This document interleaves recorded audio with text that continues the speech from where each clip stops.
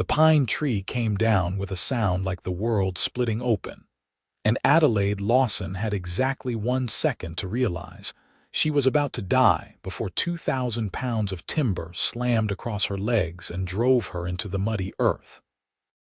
The storm had rolled in from the mountains that afternoon in August of 1876, turning the Nevada sky the color of old bruises. Adelaide had been checking the fence line on her father's property 3 miles outside Pahrump when the wind started shrieking through the pines like a living thing.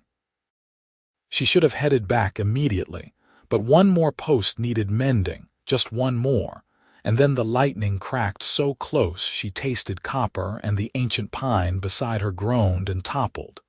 The pain didn't come right away. First came the pressure, immense and suffocating, crushing her thighs into the rain-soaked ground. Then her body caught up with what had happened and she screamed, a raw sound that the storm swallowed whole. Rain hammered her face. Thunder rolled across the valley. She was alone, pinned like an insect, and the realization settled over her colder than the rain. She was going to die out here. Adelaide was 19 years old, and she had survived her mother's death from fever. 2 hard winters when food ran scarce, and the loneliness of being the only child on an isolated ranch. She had not survived all that just to be crushed by a tree.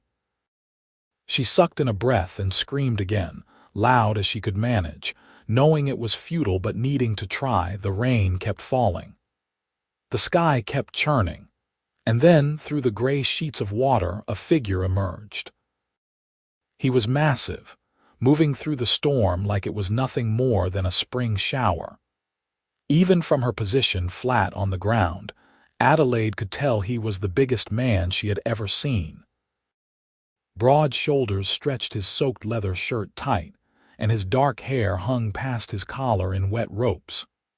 When he got close enough for her to see his face properly, she found herself staring up at sharp features, a thick beard, and eyes the color of creek stones. "Don't move," he said, his voice a deep rumble that somehow carried over the storm. He crouched beside her, those gray eyes sweeping over the tree, calculating. "Like I could," Adelaide managed through gritted teeth. The pain was coming in waves now, each one worse than the last. He didn't smile at her attempt at humor.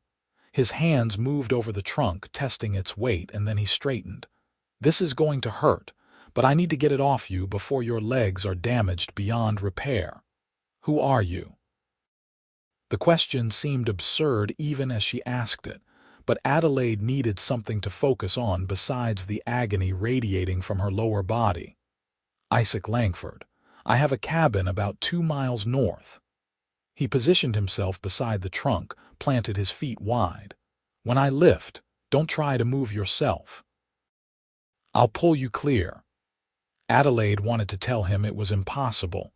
The tree was enormous, easily 40 feet of solid pine. 3 men couldn't lift that much weight, let alone one. But Isaac Langford was already bending to the task, his huge hands gripping the bark, his entire body coiling with focused power. He lifted. The muscles in his arms bunched and swelled beneath the wet leather. His shoulders strained. Veins stood out in his neck. And impossibly, incredibly, the tree began to rise. Not much, just a few inches, but enough. His face went dark with effort, his teeth bared, and he made a sound like a growl as he shifted his grip and lifted higher. "Now," he ground out. Adelaide tried to drag herself backward, but her legs wouldn't respond properly. Panic flared bright in her chest. Isaac saw her struggle and did something she would replay in her mind 1,000 times afterward. Still holding the massive trunk aloft with one arm, he reached down with the other, caught her under the shoulders, and hauled her clear in one smooth motion. Then he dropped the tree. It hit the ground with a wet thud that Adelaide felt through her entire body. Isaac was breathing hard, steam rising from his shoulders in the cold rain, but he didn't pause to recover. He knelt beside her, and his hands moved to her legs with surprising gentleness. "Can you feel this?" He pressed carefully above her knee. "Yes." The word came out as a whimper. Everything below her waist was screaming, "That's good, that's real good." His fingers probed lower, methodical and efficient. When he reached her left shin, Adelaide nearly blacked out from the pain. "Broken here. Maybe the right as well, but you have feeling, so the spine is intact." The relief in his voice surprised her. "You sound like you know what you are doing." "I have set bones before, animal and human both." He glanced up at the darkening sky, rain streaming down his face. "We need to get you somewhere dry. I am going to carry you to my cabin. My father's ranch is closer, 3 miles south." 3 miles is too far with broken legs and a storm getting worse. "My cabin is 2 miles. Can you handle being moved?" Adelaide wanted to say no. She wanted to lie right here in the mud until the pain stopped, but the temperature was dropping and the rain showed no signs of letting up. Shock and exposure would kill her just as surely as the tree would have. "Do what you need to do." Isaac nodded once. Then he slid one arm under her knees, the other behind her back, and lifted her as easily as he might lift a sack of grain. Adelaide cried out despite herself as the movement jarred her broken legs. Isaac pulled her closer against his chest, trying to stabilize her, and started walking. The next 2 miles existed in a haze of pain and rain, and the steady rhythm of Isaac's breathing. He never stumbled, never slowed, never gave any indication that carrying her through a storm across rough terrain cost him anything at all. Adelaide pressed her face against his shoulder and tried not to scream. His body radiated heat despite being soaked through, and she clung to that warmth as the cold tried to sink its teeth into her bones. "Talk to me," Isaac said at one point. "Tell me your name." "Adelaide. Adelaide Lawson." "That's pretty. Adelaide." The way he said it, careful and respectful, made something flutter weakly in her chest despite everything. "Tell me about your family." "Just my father, Hiram Lawson. We run cattle on the south property." Speaking helped, gave her something to focus on besides the agony. "He'll be worried. He'll be looking for me." "Not in this storm, he won't. No one with sense is out in this."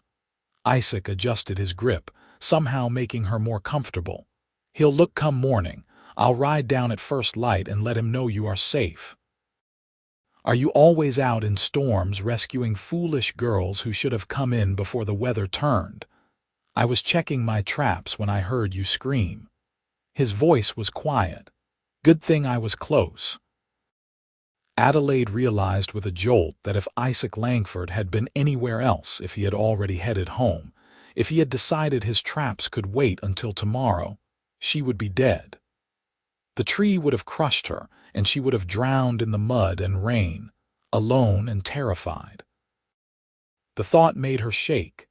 "You are safe now," Isaac said, as if he could read her spiraling thoughts. "I have got you." The cabin materialized out of the storm like something from a dream.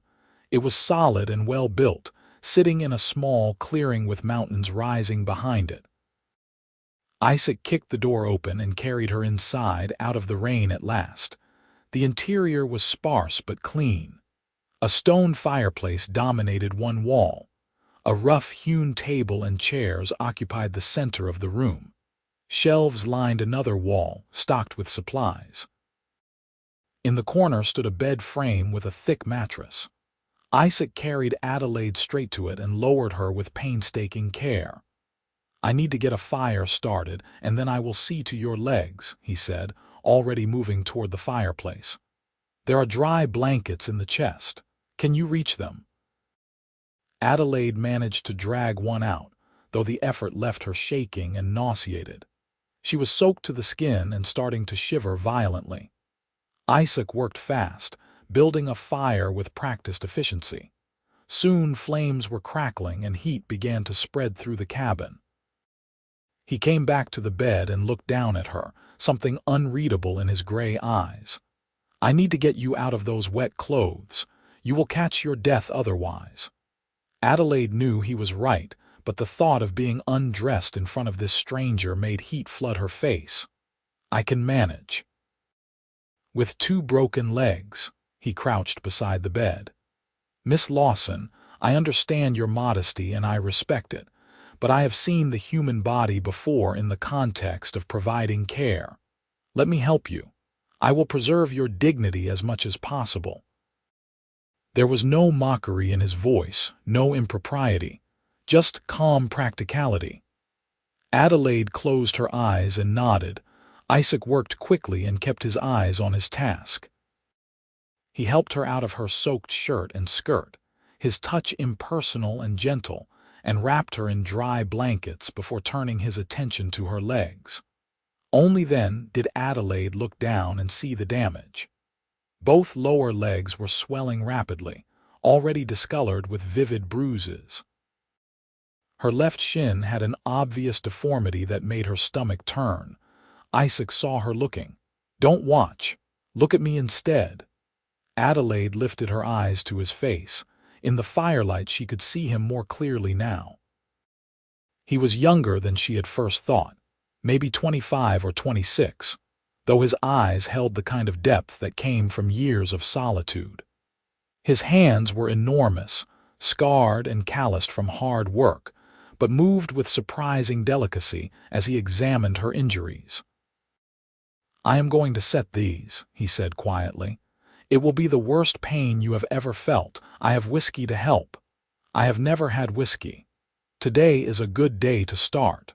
He retrieved a bottle from one of the shelves and handed it to her. "Drink as much as you can stomach." Adelaide had seen her father drink whiskey before but had never tried it herself. The first sip burned like fire going down and she coughed. Isaac waited patiently. She took another drink, then another. Warmth spread through her belly, and the edges of the pain began to soften just slightly. "Good," Isaac said. "Now, I need you to be brave for me. Can you do that?" Adelaide nodded, not trusting her voice. What followed was agony beyond anything she could have imagined.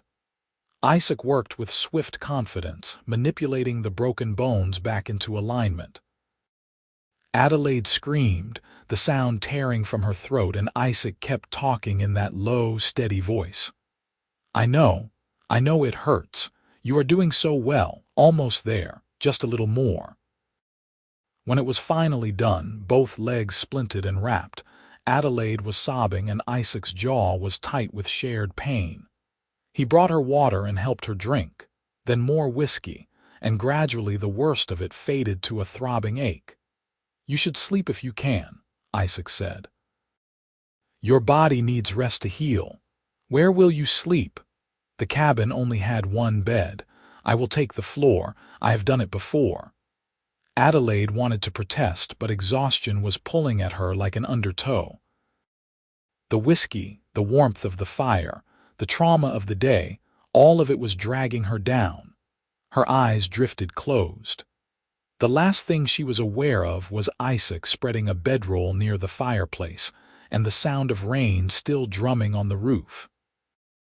She woke several times during the night, disoriented and hurting.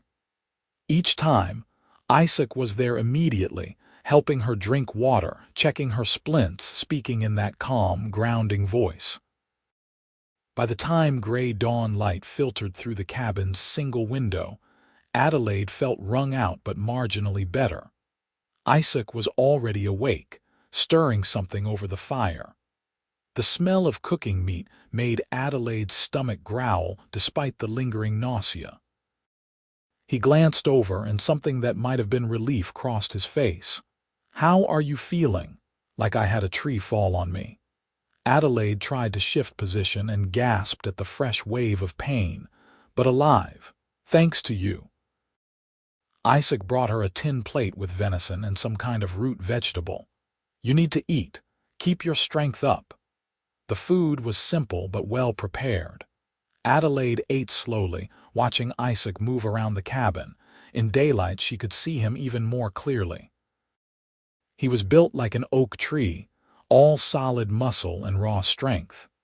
His hair was actually a dark brown, not black as she had thought in the storm, and his beard was neatly trimmed despite his isolated lifestyle. When he caught her looking, she flushed and focused on her food. "I need to ride down to your father's ranch," Isaac said. "Let him know you are here and safe. Will you be all right alone for a few hours?" The thought of being alone made anxiety spike in Adelaide's chest, but she pushed it down. "I will manage." Isaac studied her for a long moment, then nodded. "There is water by the bed, food on the table if you get hungry. Do not try to stand or walk. You will undo all my work and make everything worse." "I understand." He gathered what he needed, checked her splints one more time, and headed for the door. There he paused and looked back. "You were very brave yesterday. Most people would have panicked." Before Adelaide could respond, he was gone. The cabin felt very large and very quiet without him.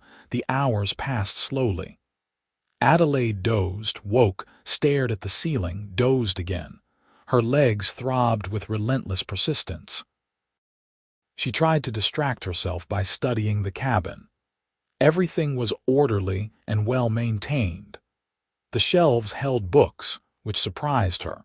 She had expected a mountain man living alone to be rough and uneducated, but the titles she could make out suggested otherwise. It was late afternoon when she heard hoofbeats outside. The door burst open and her father rushed in, his weathered face tight with fear. "Adelaide, oh my girl." Hiram Lawson crossed to the bed in 3 strides and took her hand, his eyes scanning her for damage. "When you did not come home and the storm hit, I thought the worst.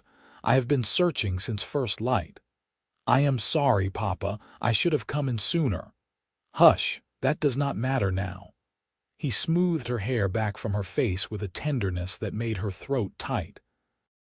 "This man, Langford, he says he lifted the tree off you by himself. Says your legs are broken, but you will heal. Is that true?" "All of it is true."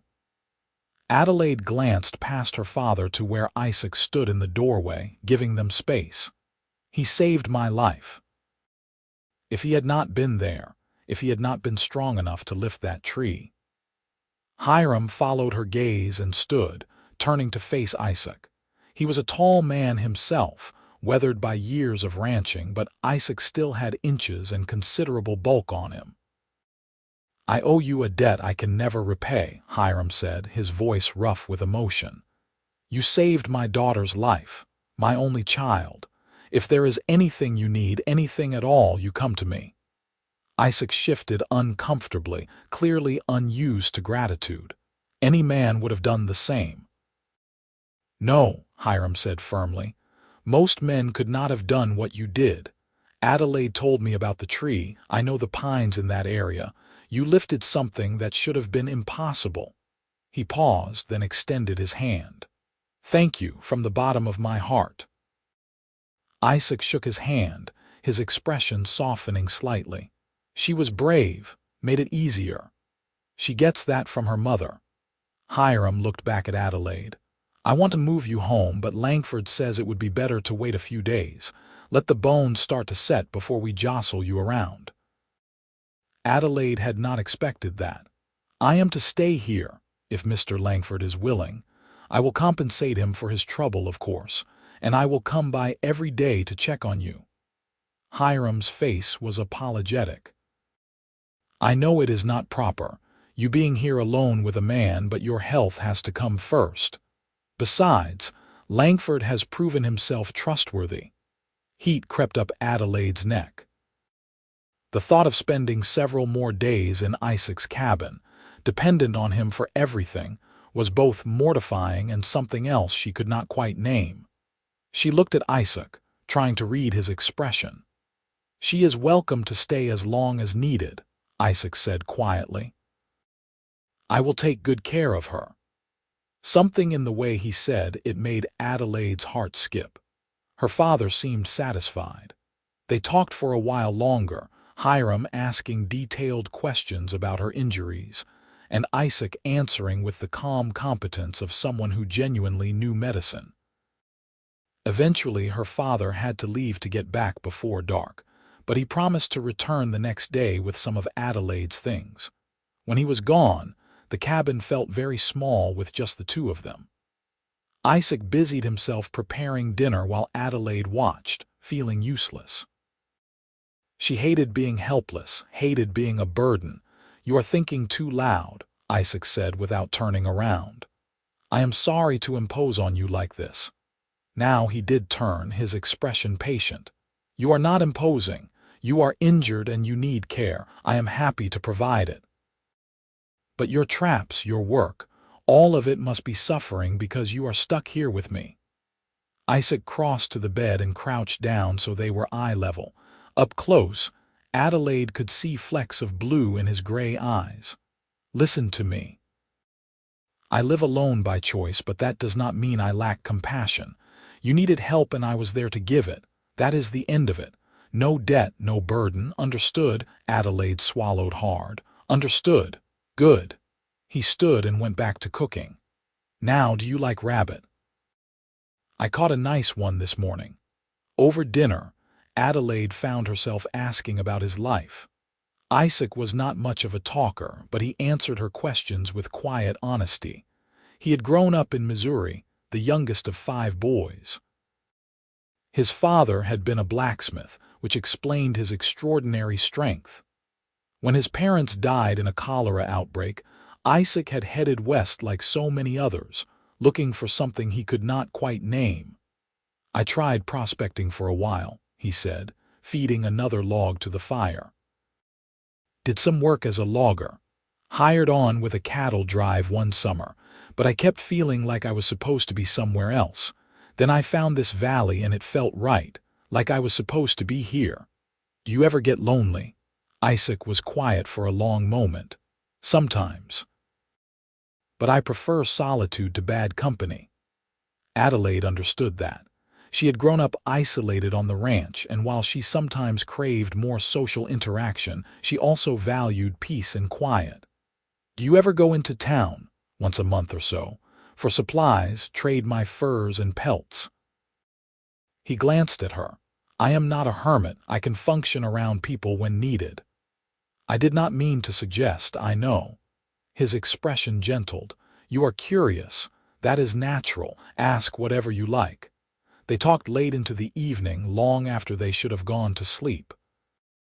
Adelaide told him about life on the ranch, about learning to ride before she could properly walk, about the books her mother had taught her to read before the fever took her. Isaac listened with genuine interest, asking questions that proved he was truly paying attention. When Adelaide finally started yawning, Isaac made up his bedroll by the fire again.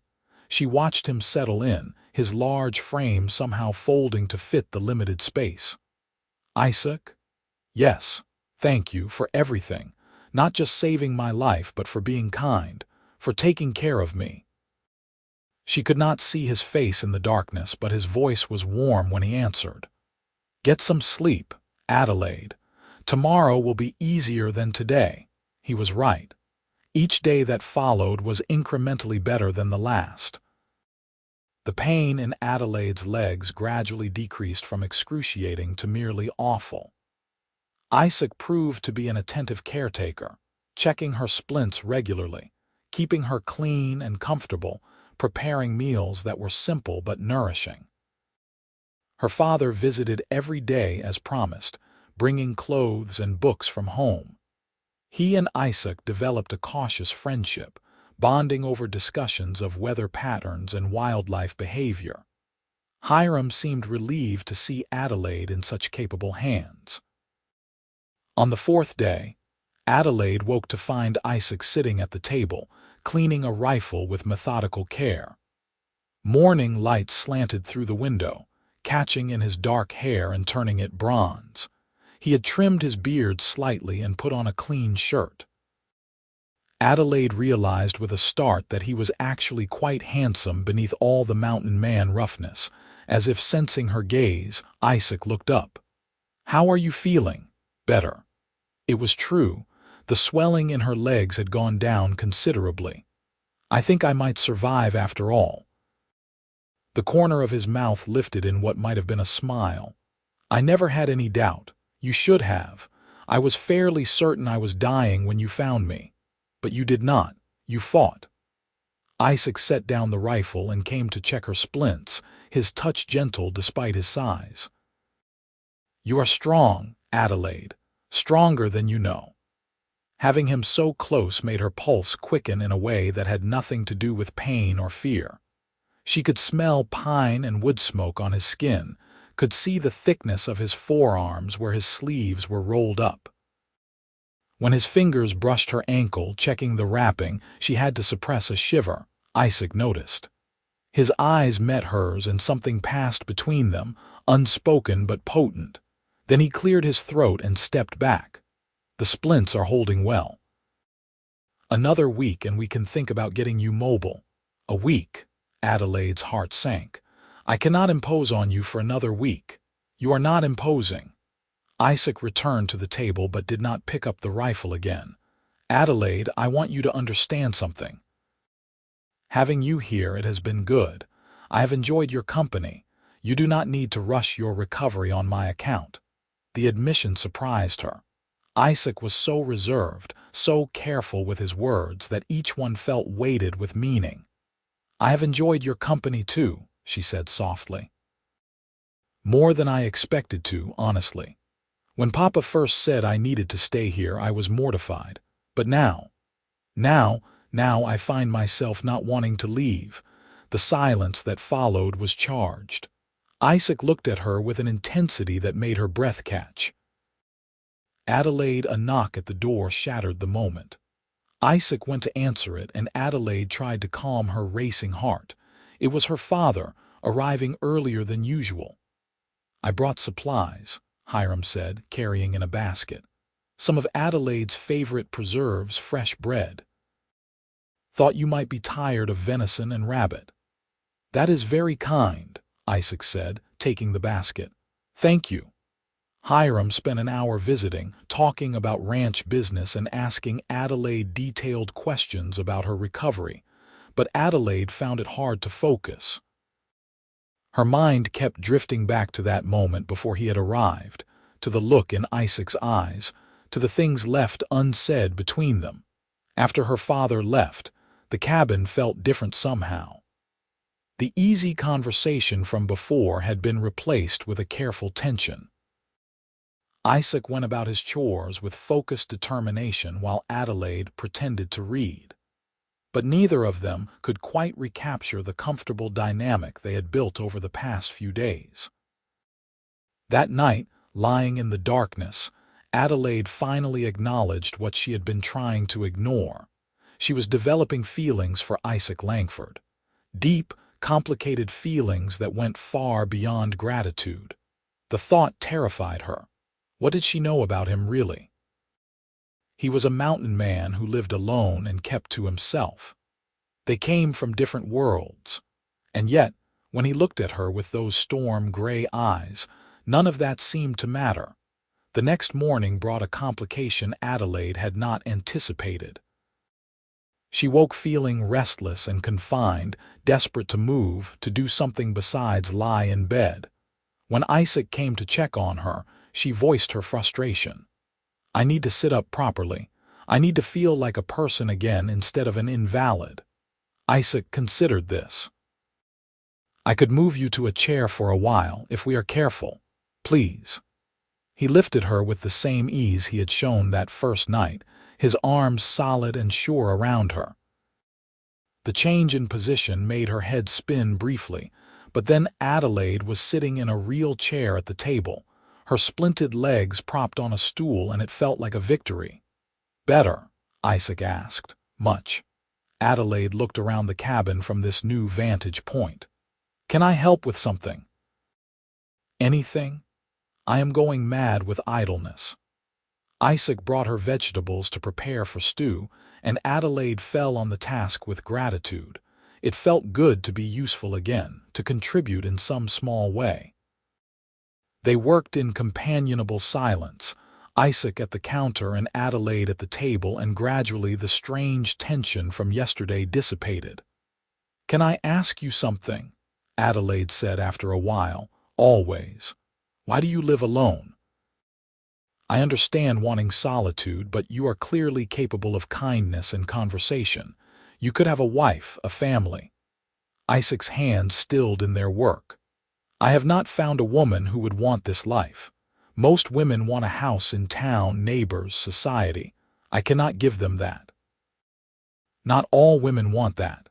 He looked at her then, really looked at her, and Adelaide felt heat rise in her cheeks. What do you want, Adelaide? The question felt loaded with meaning. Adelaide thought about the ranch, about the isolation she had known her whole life. She thought about the trips to Pahrump, how the crowds and noise always left her exhausted. She thought about the peace she found in open spaces, in watching storms roll across the mountains, in the company of animals and the rhythm of seasons. I want what my parents had, she said finally. A partnership. Someone who understands that strength is not just about muscles and fighting. Someone who knows that building a life together is the greatest adventure there is. She paused. And I want to choose my own path, not have it chosen for me by expectations or convenience. Isaac set down his knife and crossed to the table. He pulled out a chair and sat across from her, his expression more open than she had ever seen it. I lifted that tree off you and it nearly broke me. I am strong, probably the strongest man for 100 miles. But carrying you through that storm, taking care of you these past days, it has made me realize that strength is not enough. A man needs purpose, needs something worth protecting. Adelaide's heart was pounding so hard she was sure he could hear it. Isaac, let me finish. His voice was rough with emotion. You asked why I live alone. The truth is I have been waiting, not consciously maybe, but waiting nonetheless, for something to make sense, for someone to make sense. He reached across the table and carefully, giving her every opportunity to pull away, took her hand. And then a storm brought you into my life. His hand was warm and calloused, completely engulfing hers. Adelaide looked down at their joined hands, then back up at his face. I am 19 years old and I have never been courted. I have never been kissed. I know what people must think, a spinster rancher's daughter with no prospects. But I never wanted those boys in town with their smooth hands and smoother words. I wanted. What did you want? Someone real. Someone strong enough to stand beside me, not in front of me. Someone who sees me as a partner, not a prize. She tightened her grip on his hand. Someone like you.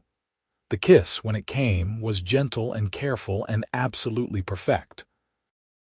Isaac cupped her face in his massive hands with such tenderness that Adelaide felt tears prick her eyes.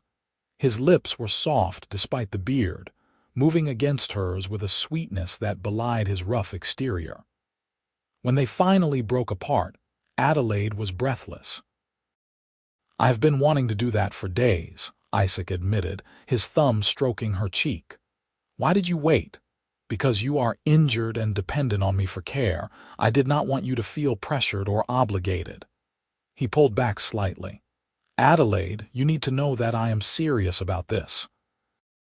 About you, I do not take matters of the heart lightly. Neither do I. Adelaide caught his hand before he could withdraw completely.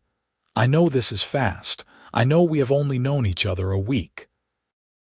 But Isaac, when you lifted that tree, when you carried me through the storm, when you have taken care of me every day since, you have shown me exactly who you are. And I want to know you better.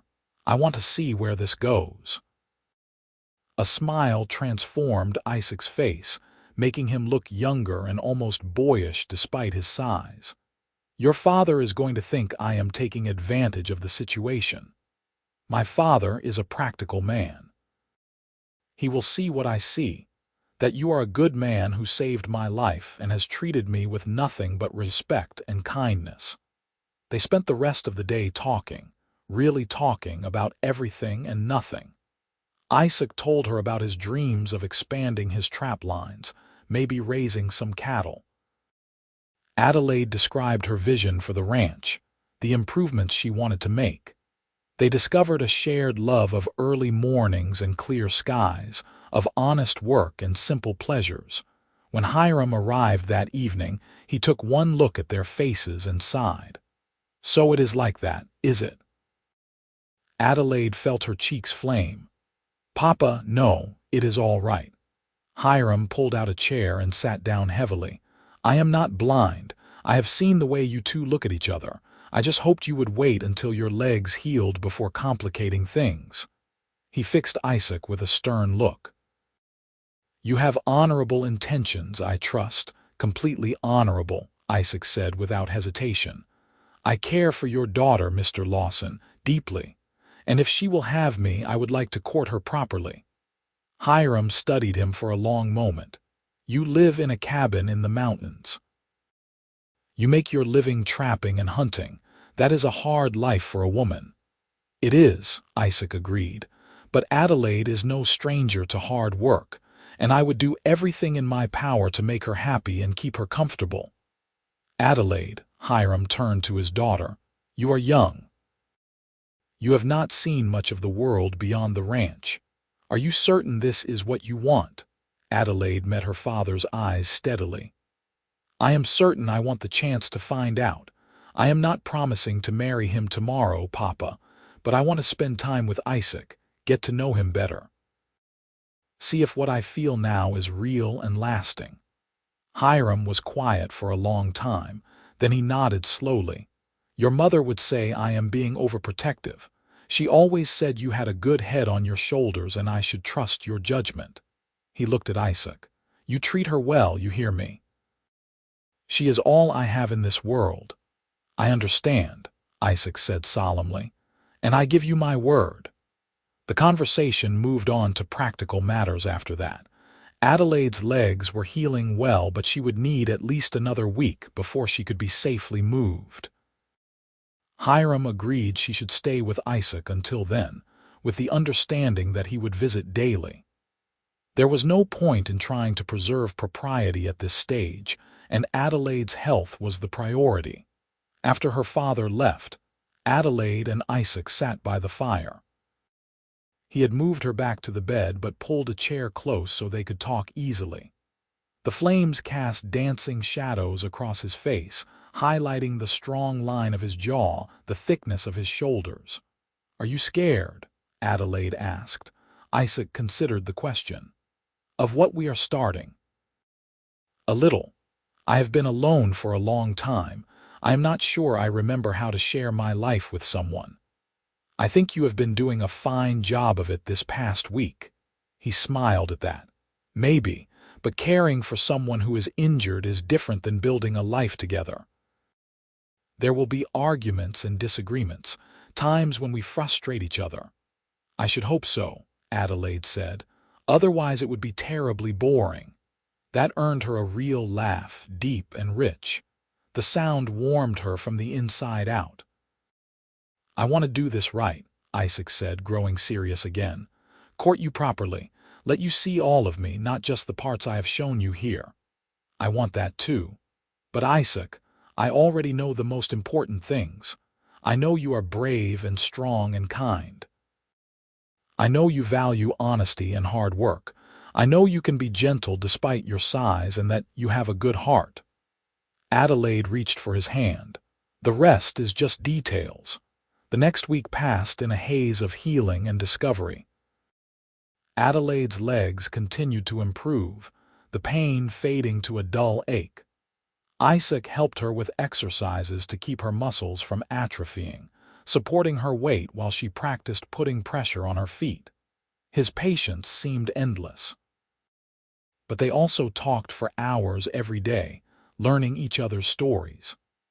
Isaac spoke of his childhood in Missouri, of learning the blacksmith trade from his father, of the wanderlust that had driven him west.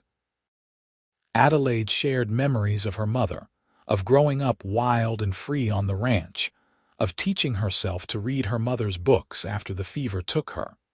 They discovered they both loved thunderstorms, both hated being confined indoors for too long. They argued good-naturedly about whether coffee or tea was superior, about the best way to cook venison. Isaac taught Adelaide to identify different animal tracks. Adelaide taught Isaac a card game her mother had learned as a child. Hiram watched their courtship unfold with a mixture of resignation and cautious approval. He could see how happy his daughter was, how she glowed when Isaac entered the room. And he could see that Isaac's feelings were equally strong, written plainly in the way he looked at Adelaide, the care he took with her. On the 10th day after the accident, Isaac declared Adelaide ready to go home. Her legs were healing cleanly, the swelling gone, the bones setting properly. She would need the splints for several more weeks, but she could travel safely now. Adelaide should have been thrilled. She missed her own bed, her own clothes, the familiar rhythms of the ranch, but the thought of leaving Isaac's cabin filled her with unexpected sorrow. This place had become a sanctuary, a world unto itself where only the two of them existed. Isaac seemed to share her melancholy. As he helped her prepare for the journey, his movements were slower than usual, almost reluctant. Finally, as he was packing the last of her things, he stopped and turned to her. "Come back," he said simply. "Once you are healed, come back and let me show you my world properly. The meadows where the wildflowers grow, the creek where I fish, all of it." "I will," Adelaide promised. "As soon as I can ride again." Her father arrived with a wagon, the bed piled with blankets to cushion Adelaide's journey. Isaac lifted her one last time, settling her carefully among the soft bedding. His hands lingered on her arms, his eyes searching her face. "Heal well," he said softly. "I will come visit in a few days if that is all right." "It is more than all right. It is necessary." Isaac stepped back and Hiram clicked to the horses. As the wagon rolled away, Adelaide twisted to watch Isaac's cabin grow smaller. He stood in the clearing, a massive figure against the backdrop of mountains, one hand raised in farewell. She waved back until the trees blocked her view. The ranch felt strange after the intimate confines of the cabin. Her own room seemed too large, too empty. Adelaide tried to settle back into familiar routines, but everything felt slightly off, like a coat that no longer fit quite right. She helped her father with paperwork, kept the accounts, did what she could from a chair while her legs healed. But her mind kept drifting north, to a cabin in the mountains, and the man who lived there. Isaac came to visit 3 days later, riding down from the mountains on a huge bay gelding that matched him in size and temperament. Hiram invited him to stay for dinner, and they ate together at the big table in the ranch house kitchen. Adelaide watched her father and Isaac talk, saw how easily they communicated despite their different backgrounds. It gave her hope. After dinner, Isaac asked permission to take Adelaide outside. Hiram agreed, and Isaac carried her to the porch where they could watch the sun set over the valley.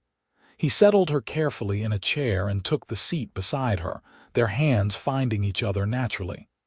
"I missed you," Adelaide said simply. "I missed you too." "The cabin felt wrong without you in it." They sat in comfortable silence, watching the sky turn gold and pink and purple. Then Isaac cleared his throat. "I have been thinking about the future, about what we both want." He turned to face her. "You said your mother and father had a partnership, that they built something together. I want that with you, Adelaide, not someday, not eventually. I want to start building that now." Adelaide's heart began to race. "What are you saying?" "I am saying that I love you."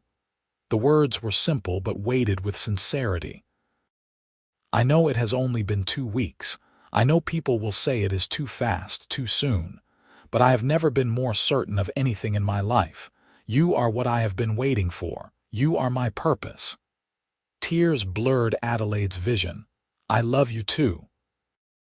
I think I started falling in love with you when you lifted that tree, when you did the impossible to save me."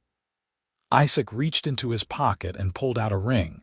It was simple, just a band of gold, but clearly old and well cared for. This was my mother's. My father made it for her in his forge when they married. It is the only thing of value I own. He held it up between them. Adelaide Lawson, will you marry me? Will you build a life with me? Yes. The word came without hesitation. Yes, absolutely yes. Isaac slipped the ring onto her finger. It fit perfectly, as if it had been waiting for her all along. Then he kissed her, deep and sweet and full of promise. When they broke apart, Adelaide was laughing and crying at the same time. Your father is going to have thoughts about this, Isaac said, though he was smiling. My father wants me to be happy, and you make me happy. They told Hiram that evening. To Adelaide's surprise, he did not seem shocked. He looked at them both for a long moment, then nodded slowly. I had a feeling this was coming. You two have that look about you like you have found your other half. He turned to Isaac. You are sure about this? Marriage is not something to enter into lightly. I am absolutely sure, Isaac said. I love your daughter. I will spend the rest of my life making sure she never regrets choosing me. Hiram's expression softened. Adelaide, are you certain? You have known this man less than a month. I am certain, Papa. I know it seems rushed, but it feels right. More right than anything else in my life. Adelaide took her father's hand. You taught me to trust my instincts. My instincts are screaming that Isaac is the one. Hiram sighed, but there was affection in it. Your mother would have liked him. She always said you would need a strong man to match your strong will. He extended his hand to Isaac. Welcome to the family, son. You have my blessing. They decided to marry quickly before winter set in. There was no point in a long engagement when they were both certain. Adelaide's legs healed over the following weeks, the bones knitting cleanly thanks to Isaac's skilled care. She graduated from splints to careful walking, then to riding again. The wedding took place on a clear October day in 1876, with the mountains painted in autumn colors. They held the ceremony at the ranch, with the circuit preacher officiating and half of Pahrump in attendance. Adelaide wore her mother's wedding dress, altered to fit. Isaac had cleaned up in a way that made the town women whisper appreciatively, his hair trimmed and beard neat, wearing new clothes that Hiram had insisted on buying him. But Adelaide only had eyes for him. When Isaac took her hands and spoke his vows, his voice was steady and sure. When he slipped a second ring onto her finger, one he had made himself in his forge, Adelaide felt tears of joy slip down her cheeks. I promise to lift every burden from you that I can, Isaac said softly, his gray eyes locked on hers.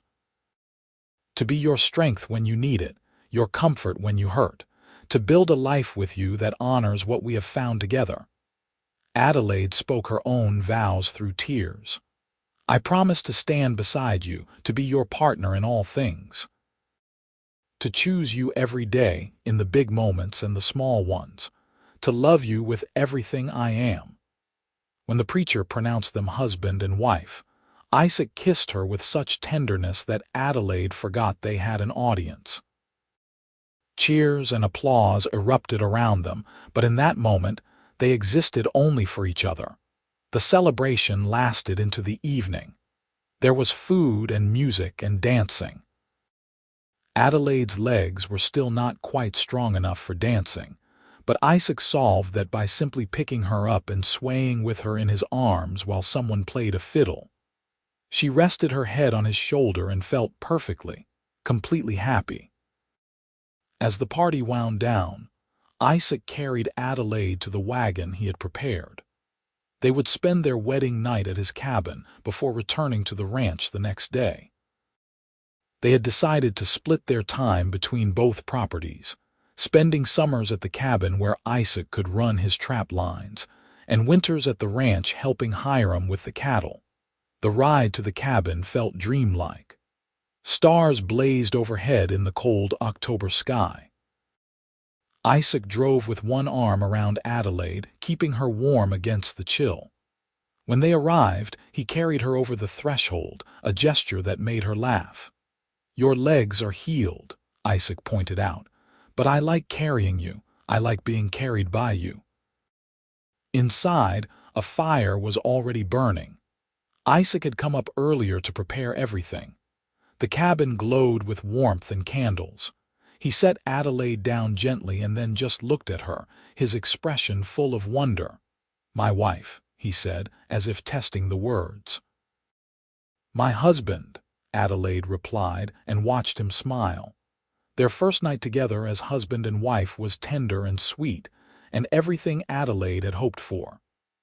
Isaac was gentle despite his size, patient and caring, making sure she felt safe and cherished. Afterward, they lay tangled together in the bed, Adelaide's head on Isaac's chest, listening to the steady thud of his heartbeat. "Are you happy?" Isaac asked, his fingers tracing lazy patterns on her back. "Deliriously happy. You? I did not know it was possible to feel this way. Like everything finally makes sense." Adelaide tilted her head to look up at him. "Do you ever think about that day, the storm, the tree?" "All the time. It was the worst and best day of my life. Worst because I thought I might lose you before I ever really found you. Best because it brought you into my world." His arm tightened around her. "I thank God for that storm, Adelaide, even knowing what it cost you in pain and fear, because it gave me you." "I think we would have found each other somehow," Adelaide said. "Maybe not that day, maybe not that way. But eventually. Some things are just meant to be." They fell asleep like that, wrapped in each other and in the certainty of their love. The years that followed were good ones. Adelaide and Isaac settled into their pattern of splitting time between the cabin and the ranch. In summer, they lived in the mountains where Isaac ran his trap lines, and Adelaide kept a garden that flourished in the high altitude. In winter, they helped Hiram at the ranch, managing the cattle and keeping the operation running smoothly. Their first child, a daughter, was born in the spring of 1878. They named her Clara, after Adelaide's mother. She had Isaac's gray eyes and Adelaide's dark hair and a set of lungs that could wake the dead. Isaac was utterly smitten, this huge mountain man reduced to gentle cooing whenever he held his tiny daughter. Adelaide watched him with Clara and fell in love with him all over again. The same hands that could lift impossible weights, that could break a man's jaw with one punch, cradled their baby with infinite tenderness. He sang to her in his deep, rumbling voice, walked the floor with her when she was fussy, changed her swaddling without complaint. "You are a natural father," Adelaide told him one night, watching him rock Clara to sleep. "I am terrified every second that I will do something wrong," Isaac admitted. "She is so small, so breakable. She is tougher than she looks. She has to be with us as parents." Clara was followed by a son in 1880. They named him James, and he inherited his father's size and strength. Even as a baby, he was solid and sturdy, with Isaac's dark hair and Adelaide's green eyes. Where Clara was cautious and thoughtful, James was bold and adventurous, constantly getting into trouble. Hiram was a devoted grandfather, spoiling both children shamelessly. He built Clara a dollhouse and taught James to ride almost before the boy could walk. Adelaide sometimes caught her father watching her with Isaac and the children, a wistful smile on his face, and knew he was thinking of her mother. In 1882, Adelaide gave birth to twins, another boy and girl they named Samuel and Rose. The cabin suddenly felt very small with 4 children under the age of 5, and Isaac began work on an addition.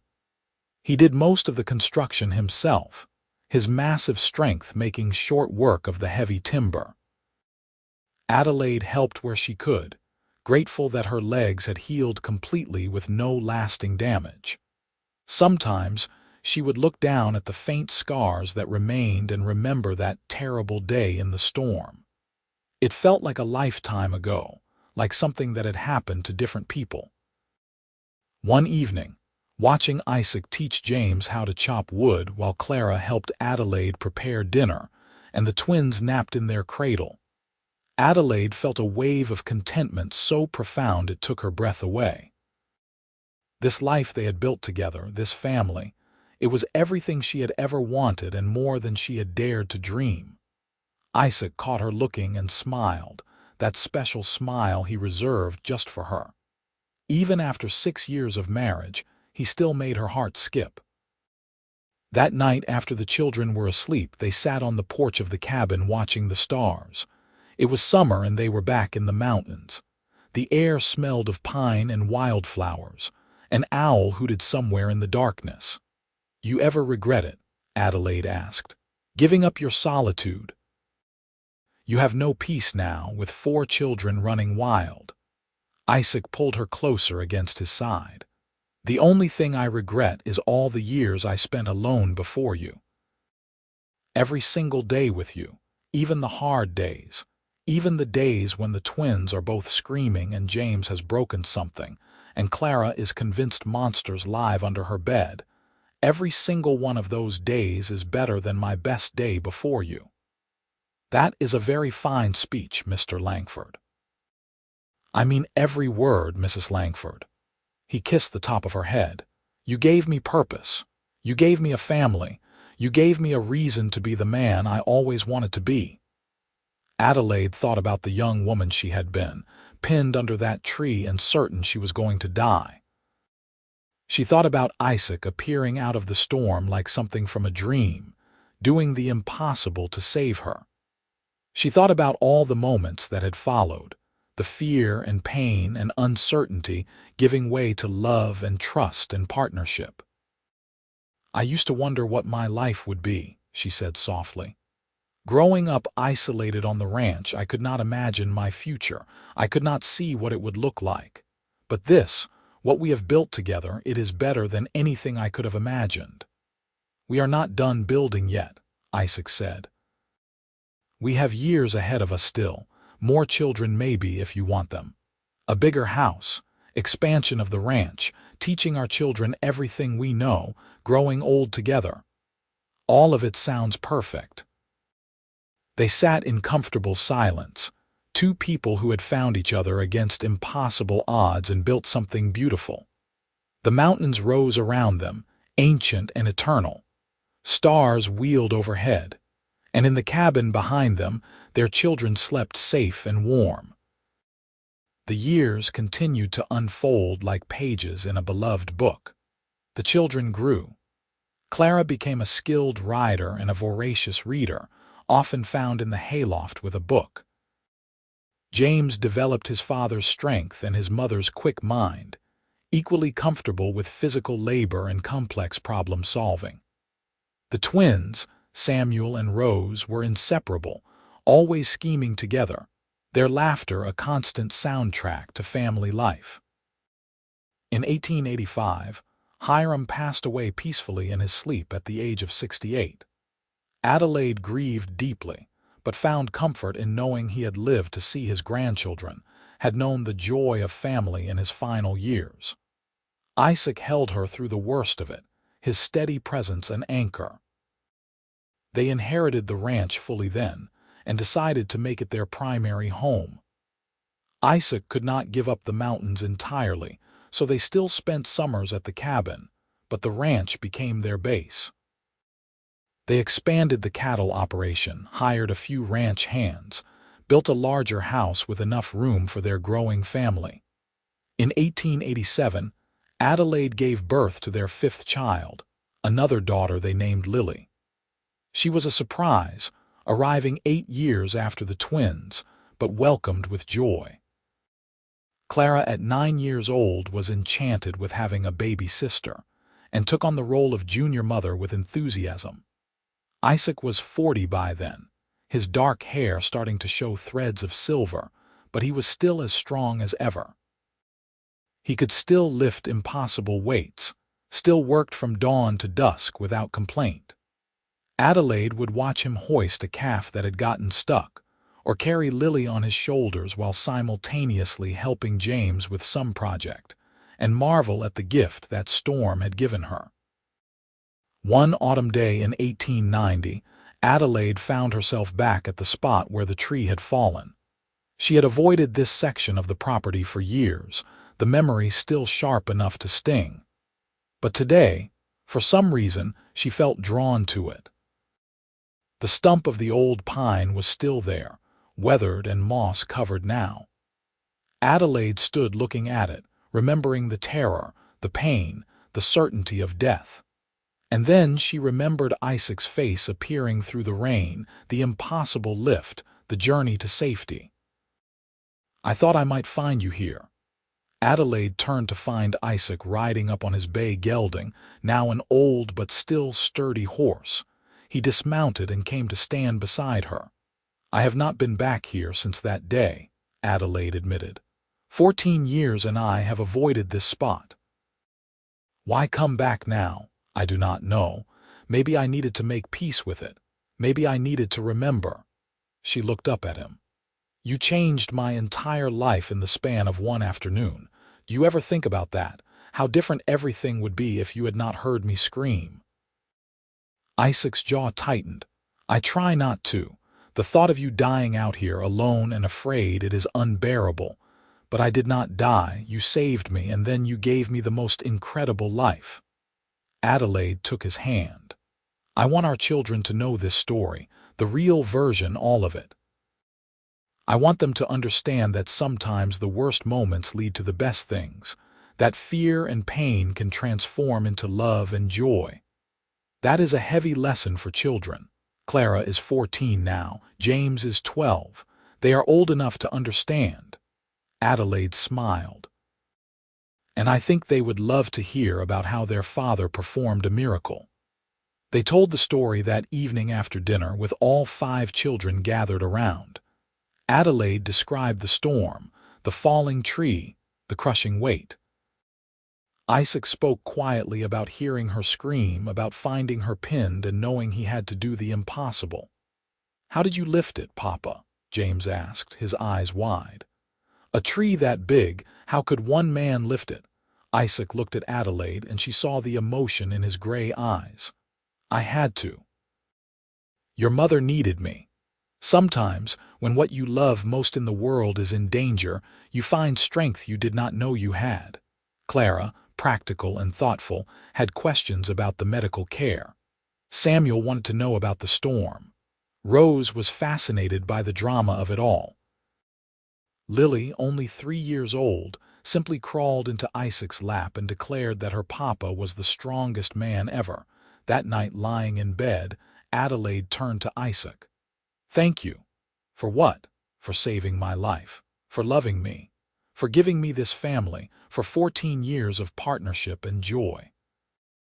She kissed him softly. "For being exactly who you are." Isaac pulled her close, his arms still as strong and sure as they had been that day in the storm. "I should be thanking you. You took a lonely mountain man and gave him a purpose. You made me better than I ever could have been alone."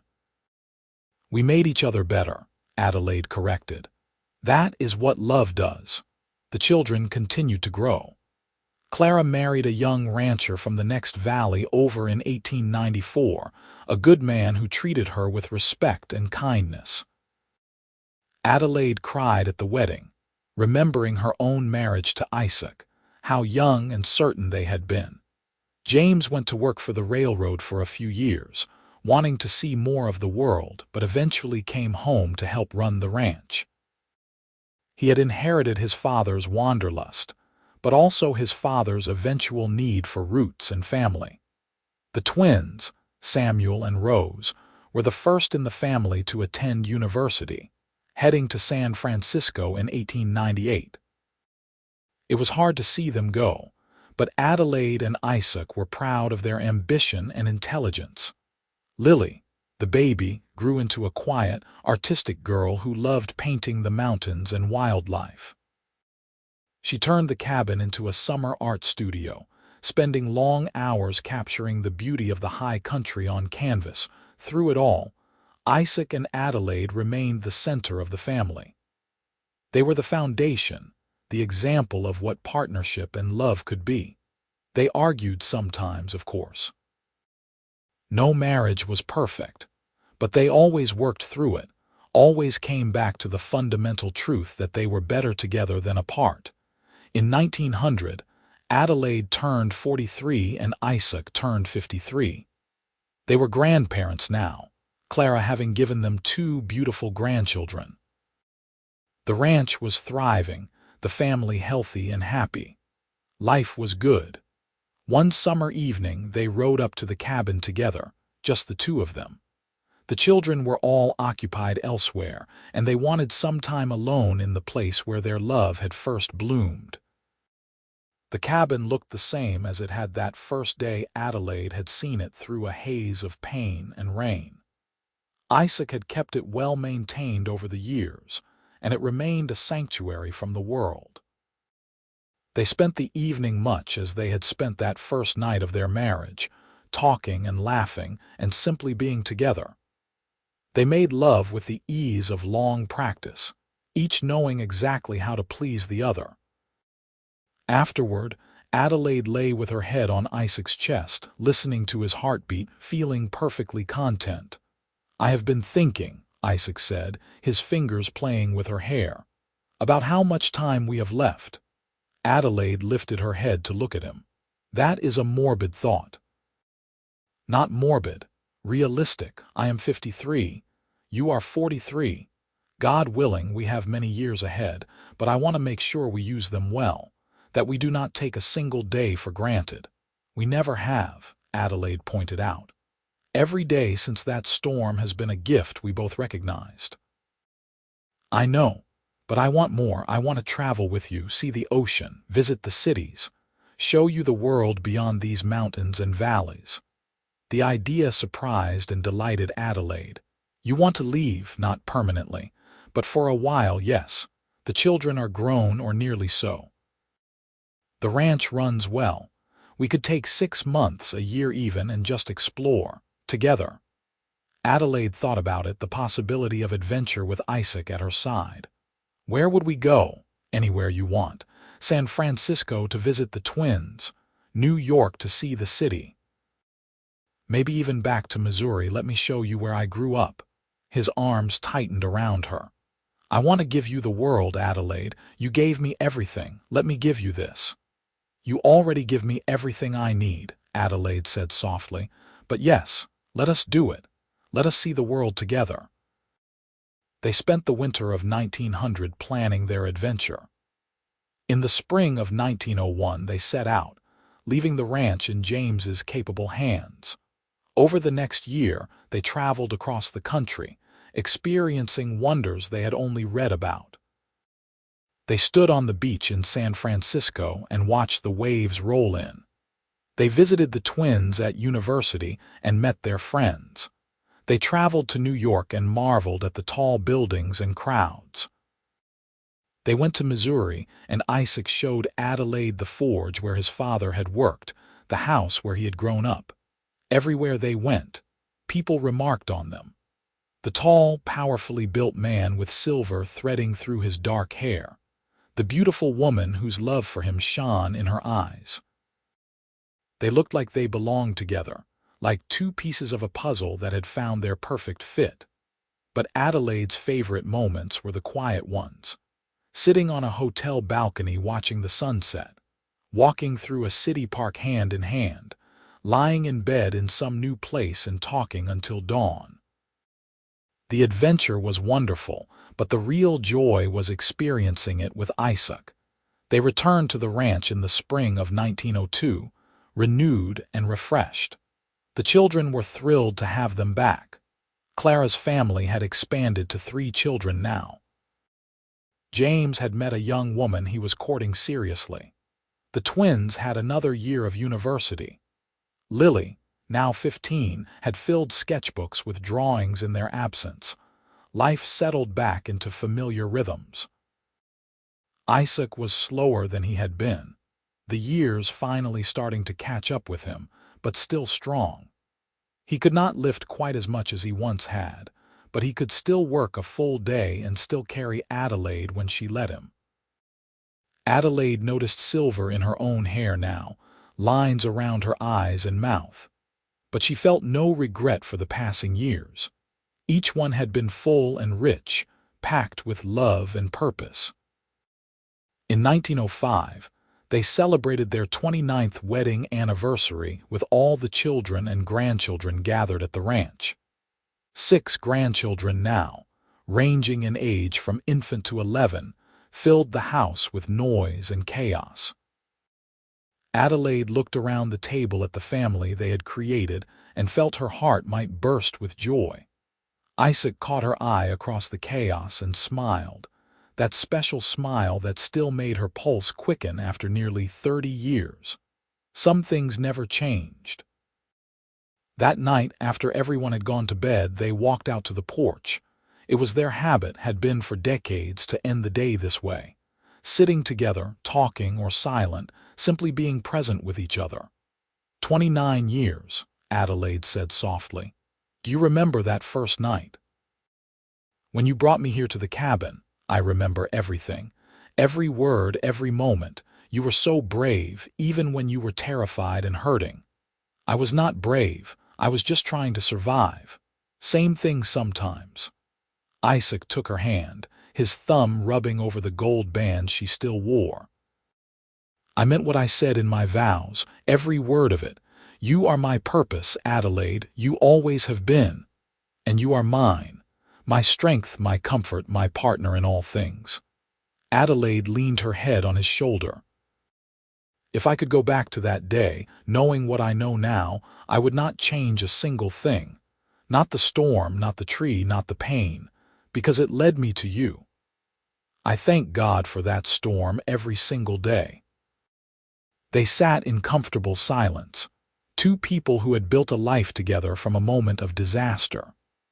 The stars wheeled overhead, the same stars that had shone the night of their wedding, the night of their first kiss, the night they had first admitted their love. The years continued to pass, each one a blessing. More grandchildren arrived. The ranch prospered. Isaac's strength finally began to fade as he entered his 60s, but his spirit remained unchanged. Adelaide developed arthritis in her hands, a lingering effect of the breaks from the tree, but managed it with grace. In 1910, they celebrated their 35th anniversary.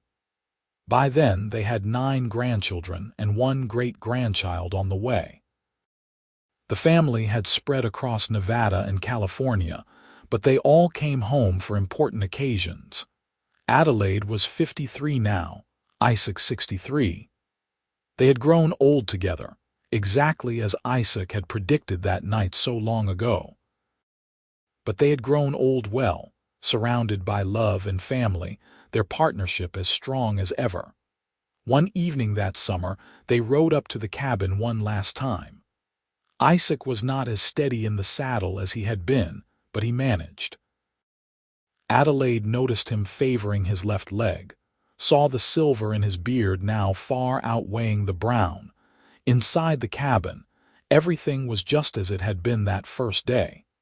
The same bed where Isaac had tended her injuries. The same fireplace where he had built that crucial fire. The same table where they had shared their first meal together. You remember sitting right there, Adelaide pointed to one of the chairs, and asking me what I wanted in life. I remember. You said you wanted a partnership, someone who saw you as an equal, not a prize. And you gave me that. Every single day for 35 years, you have been my partner. Isaac crossed to her and cupped her face in his hands, those huge hands that had saved her life and held her children and built their home. I love you, Adelaide Langford. I have loved you since the moment I lifted that tree and saw you looking up at me with such trust in your eyes. I love you too. With everything I am, everything I have been, everything I will ever be. They made love one last time in that cabin, slow and tender, bodies that knew each other intimately despite the changes time had wrought. Afterward, Adelaide lay in Isaac's arms and listened to his heartbeat, strong and steady as it had always been. "No regrets?" Isaac asked softly. "Not a single one. Only that I could not give you more years. I feel them slipping away now, Adelaide. I am not the man I was." Adelaide pressed a kiss to his chest, right over his heart. "You are exactly the man you have always been, strong and brave and kind. The fact that you move slower now, that is just wisdom, age earning its due. I want forever with you. We have had forever. Every moment we have shared has been eternal. That is the gift of true love. It exists outside of time." They returned to the ranch the next day, and life continued its steady march forward. But something had shifted. Isaac grew weaker over the following months, his legendary strength finally failing him. Adelaide watched it happen with a breaking heart but refused to let him see her despair. In the spring of 1911, Isaac fell ill with pneumonia. Adelaide nursed him with the same care he had once shown her, sitting by his bedside day and night. The children came to visit, brought the grandchildren to see him. Isaac rallied enough to speak with each of them, to pass on his wisdom and love, but they both knew the end was coming. One evening, when it was just the two of them, Isaac reached for Adelaide's hand. "I am not afraid," he said, his voice weak but clear.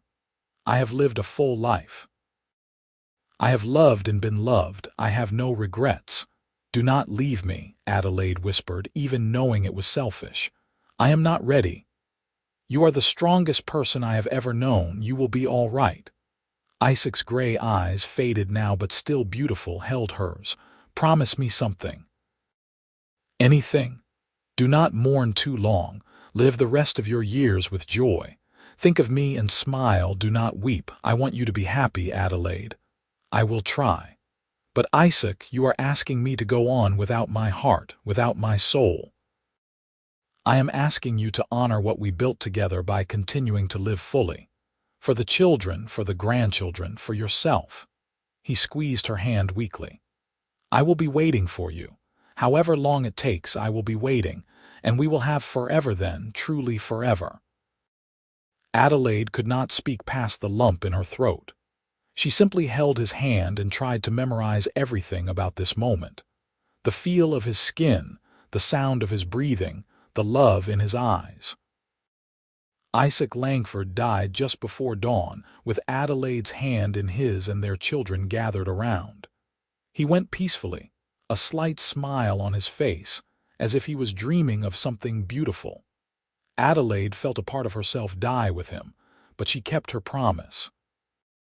She mourned, deeply and truly, but she did not let grief consume her. She focused on the family they had built, on the legacy of love they had created together. She lived another 15 years, watching grandchildren grow and marry, welcoming great-grandchildren into the world. She told the story of the storm and the tree until everyone knew it by heart.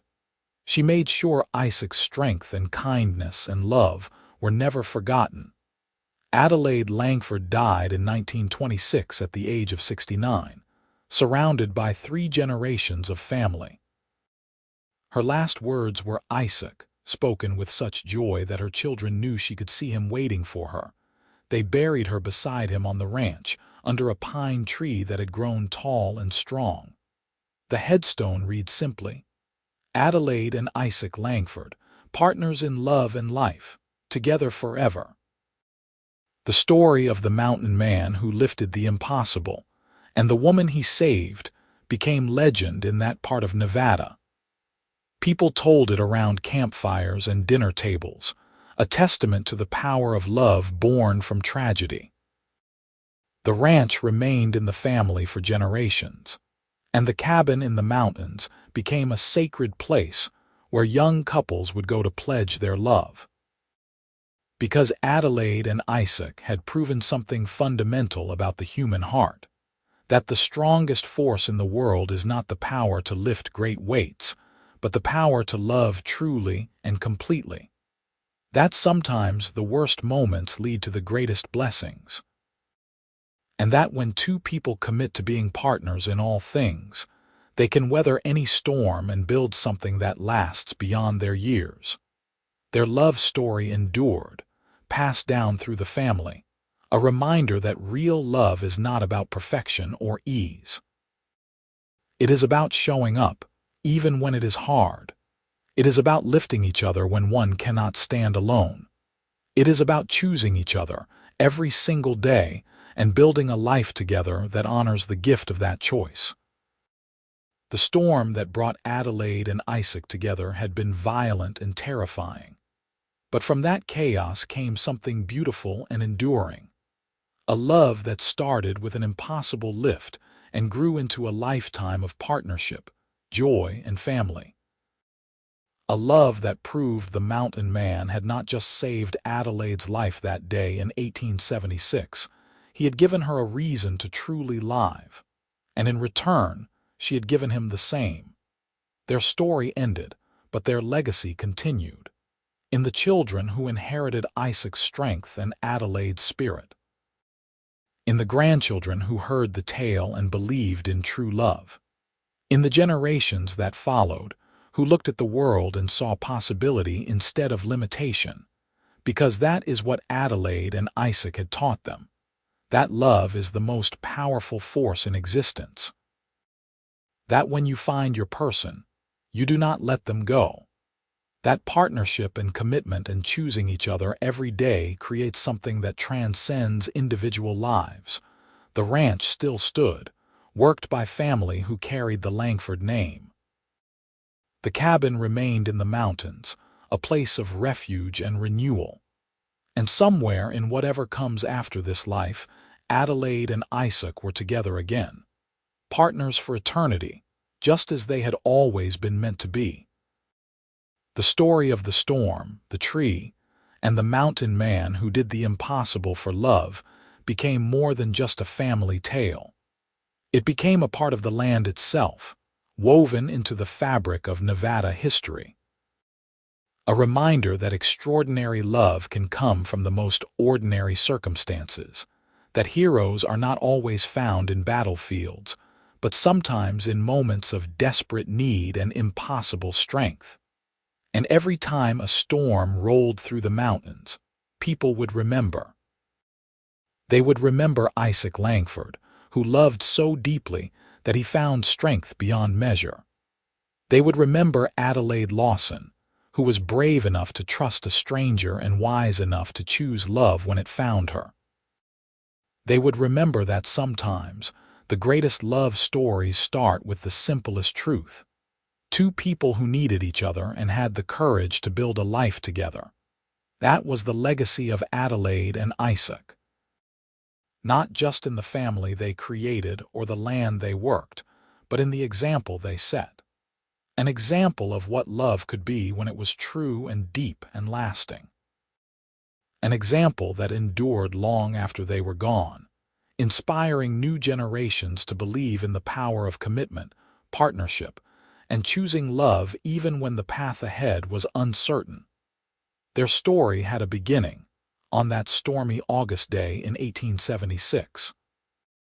It had a middle, filled with children and challenges and joy and growth.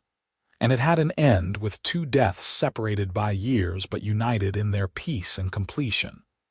But the love that drove the story never ended. It lived on, eternal and unchanging, a testament to what they had built together. And that, in the end, was the greatest miracle. Not the impossible lift, not the perfect partnership, not even the beautiful family they created. The greatest miracle was that their love endured. Through life and death, through joy and sorrow, through all the challenges and changes that time brought. Their love endured, and in doing so, proved that some things are truly eternal. Adelaide and Isaac Langford's love story was complete.